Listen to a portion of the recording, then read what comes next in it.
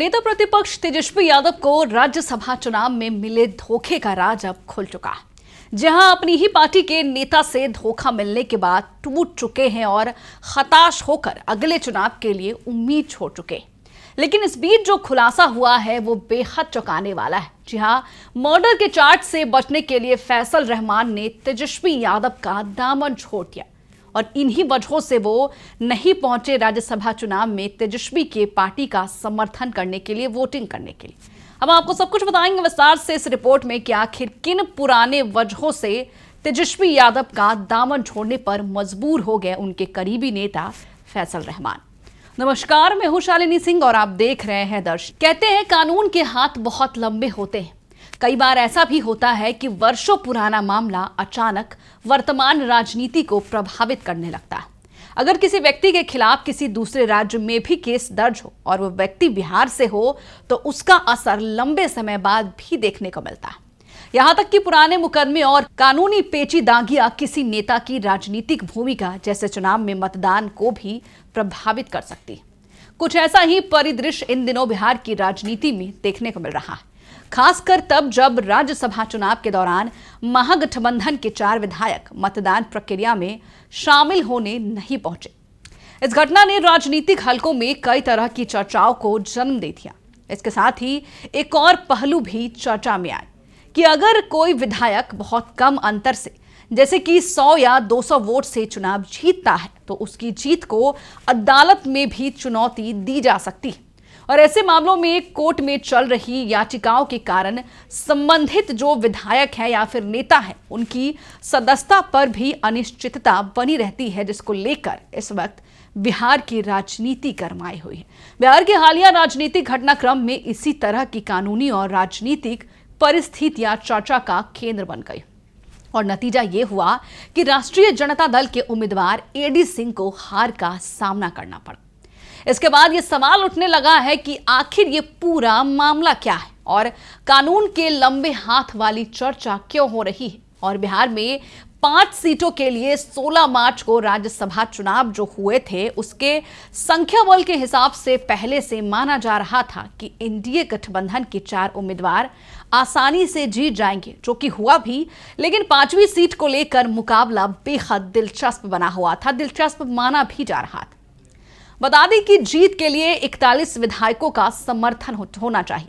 NDA के पास ये संख्या 3 कम बताई जा रही थी, जबकि विपक्ष यानी कि महागठबंधन और अन्य दलों के पास कुल मिलाकर लगभग 41 विधायक थे।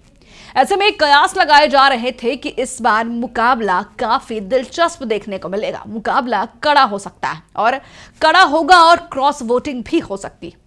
लेकिन क्रॉस वोटिंग से अलग यहाँ एक अलग ही स्थिति बन गई, जहां जब राष्ट्रीय जनता दल के कुछ विधायक वोट डालने ही नहीं पहुंचे। इतना ही नहीं, कांग्रेस के भी 3 विधायक मतदान के दौरान अनुपस्थित रहे। कांग्रेस के कुल 6 विधायक हैं और इनमें से आधे का वोटिंग के समय मौजूद न होना अपने आप में बड़ी चर्चा का विषय बन गया। अब सबसे ज्यादा चर्चा हो रही है राजद के विधायक फैसल रहमान को लेकर। जी हां, फैसल रहमान को लेकर चर्चा हो रही है और माना जा रहा है कि एक पुराना मामला उनके लिए मुश्किल का कारण बनी।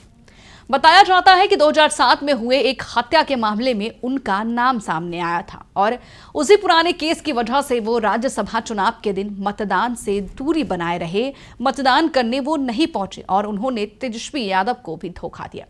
फैसल रहमान बिहार की ढाका विधानसभा सीट से विधायक है और इससे पहले भी वे विधायक रह चुके हैं। उनका संबंध एक राजनीतिक परिवार से माना जाता है। बता दें कि उनके पिता भी कभी राज्यसभा सांसद रहे थे और लंबे समय तक बिहार की राजनीति में सक्रिय रहे। यह भी बताया जाता है कि जब फैसल रहमान करीब 19 साल के थे तब एक युवती को लेकर विवाद की बात भी सामने आई थी, यानी कि यहां भी एक लड़की का चक्कर सामने आया और इसी विवाद के दौरान मई 2007 में असम के गुवाहाटी में एक हत्या का मामला दर्ज हुआ। उस घटना में प्रभात कुमार सिंह नाम के एक होटल व्यवसायी की हत्या हुई थी और मामले की जांच के दौरान पुलिस ने मनीष रंजन शर्मा उर्फ मुन्ना नाम के एक आरोपी को गिरफ्तार भी किया था, जिस गिरफ्तारी में पूछताछ के दौरान उसने कथित तौर पर एक प्रभावशाली राजनीतिक परिवार के बेटे का नाम लिया था और कहा कि उसी के कहने पर यह हत्या की गई थी और वो नाम है फैसल रहमान का। उस समय जिस सांसद का नाम चर्चा में आया वो राजद से जुड़े हुए थे और फैसल रहमान को उनका बेटा बताया गया, यानी कि उनके पिताजी का वो नाम था।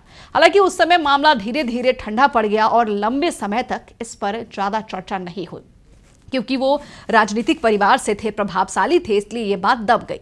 लेकिन राजनीति में अक्सर पुराने मामले भी अचानक सामने आ जाते।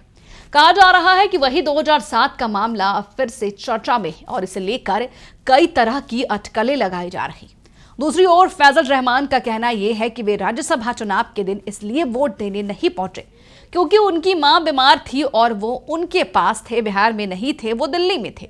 और इसी बीच एक और तथ्य चर्चा में है कि 2025 के बिहार विधानसभा चुनाव में फैजल रहमान ने ढाका सीट से बहुत कम अंतर से जीत दर्ज की थी और बताया जाता है कि उनकी जीत का अंतर केवल 168 वोट था और इतनी कम बढ़त के कारण उनकी जीत को अदालत में चुनौती दी गई है और इस मामले की सुनवाई पटना के हाई कोर्ट में अब भी चल रही है।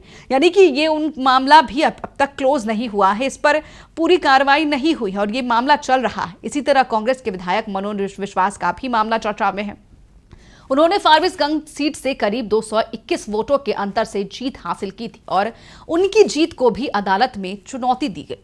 याचिका में आरोप लगाया गया कि चुनाव के दौरान कुछ ऐसे वोट पड़े जो कि संदिग्ध थे, जैसे कि मृत मतदाताओं के नाम पर वोट या फिर ऐसे लोगों के वोट जिनका नाम दूसरे बूथ में ट्रांसफर हो गया था, उन लोगों ने भी उनके लिए वोट डाले।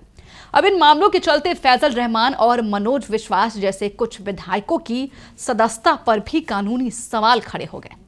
अगर अदालत का फैसला उनके खिलाफ जाता है तो उनके विधानसभा सदस्यता भी खतरे में पड़ सकती है। ऐसे में यह सवाल उठ रहा है कि क्या इन्हीं कानूनी और राजनीतिक दांवपेच के चलते और दबावों की वजह से कुछ जो विधायक हैं राज्यसभा चुनाव के दौरान मतदान से दूर रहे। फिलहाल इन तमाम मुद्दों को लेकर अलग अलग तरह की चर्चाएं हो रही है और कहा जा रहा है कि राजनीति में इन तमाम चर्चाओं को लेकर अब लोग सवाल भी कर रहे हैं। लेकिन अब ये देखना बेहद दिलचस्प होगा कि आने वाले दिनों में अदालत और राजनीति दोनों मोर्चे पर इस मामले में क्या नया मोड़ आता है। तो दूसरी ओर आपको बता दें कि इस पूरे मामले को लेकर इस वक्त बिहार की सियासत भी गरमाई हुई है और साफ साफ लोग ये कह रहे हैं कि तेजस्वी यादव के करीबी नेता अपने आप को बचाने के लिए, पुराने मामले से बचने के लिए तेजस्वी यादव का दामन छोड़ सिर्फ अपने बारे में सोच रहे। फिलहाल इस खबर में इतना ही, लेकिन आपकी क्या राय है हमें कमेंट बॉक्स में लिखकर जरूर बताएं। बने रहे हमारे साथ और देखते रहिए दर्श न्यूज।